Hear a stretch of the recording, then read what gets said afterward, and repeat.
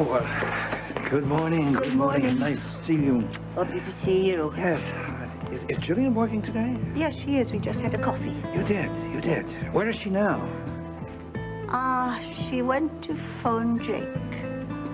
Excuse me, my darling. It's lovely to see you, but I must be running on. Right.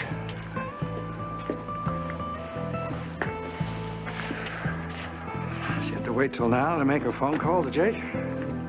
Dad, we better pray she was able to reach it. Listen. Well, you think it's possible that she was able to catch Jake? Well, it's at least an hour since your mom and I spoke to him. He's at the airport then. Seems to me his plane would have taken off by now. I don't understand something. Why didn't she just call him last night?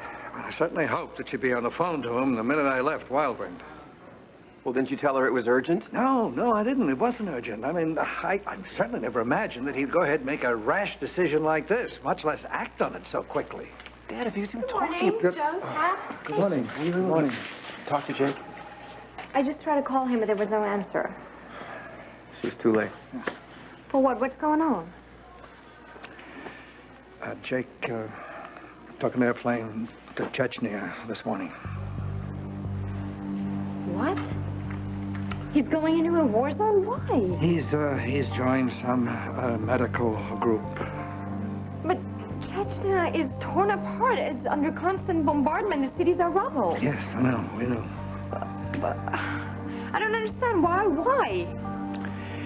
Well, you know, Jake's been hurt very badly, and we both feel that he's trying to pull his life together by concentrating on helping other people. Yeah. And he's willing to put his life in harm's way to do it. I'm trying to picture Jake in a war-torn country halfway around the world. Well, we're gonna have to tell Mom we couldn't stop him. Poor Ruth, she must be so terrified for him. Sure is. Her son Philip was missing in Vietnam, you know. Oh, I'm sorry. I didn't know. Jake never told me. It was a long time ago. It was 1973. And Philip came home, but Mom never got over it. What happened? He was missing in action. Day after day, she had this knot in her stomach, you know, hoping he was alive, afraid he was dead. And now Jake. Jillian, Mom was hoping that you would convince him not to go. We all were. How could I have possibly done that? What do you mean, how? He loves you. He was asking for you. Okay, all right. No. Listen, you're the only person he would listen to. Look, Jake made up his own mind. Look, you could have changed this whole thing with one word. Just one word. For all we know, you could have been saving his life. God, I'm so sorry. Ruth and I were talking to him a little earlier, about an hour ago. He was at the airport. He sent his love to you. I guess the thing is, we were all hoping you'd manage to get to speak to him before his plane took off.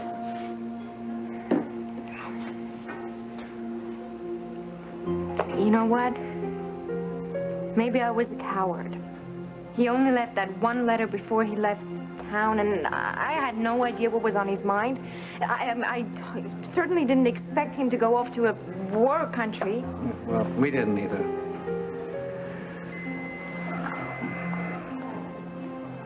Oh, I've got an emergency. Excuse me.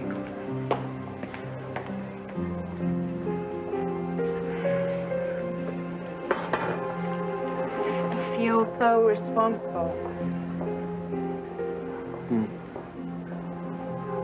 Well, the truth is, I know how you feel.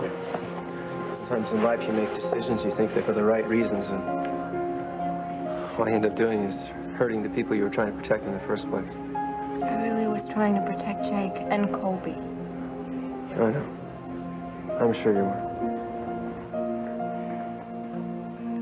Ted, listen. These days they have phones on the planes. Maybe if you can give me the flight number, I can call him. It's impossible. You know, it doesn't mean anything. It's a charter, but we can't reach him now. What about an address? Maybe I can write to him. Jake told us that he had no idea when or if he would even be able to receive mail. Dixie told me he was going to California, not to some city that's bombarded, full of bullets and bombs. My God, Ted, he could die, and you know what? It'll be all my fault.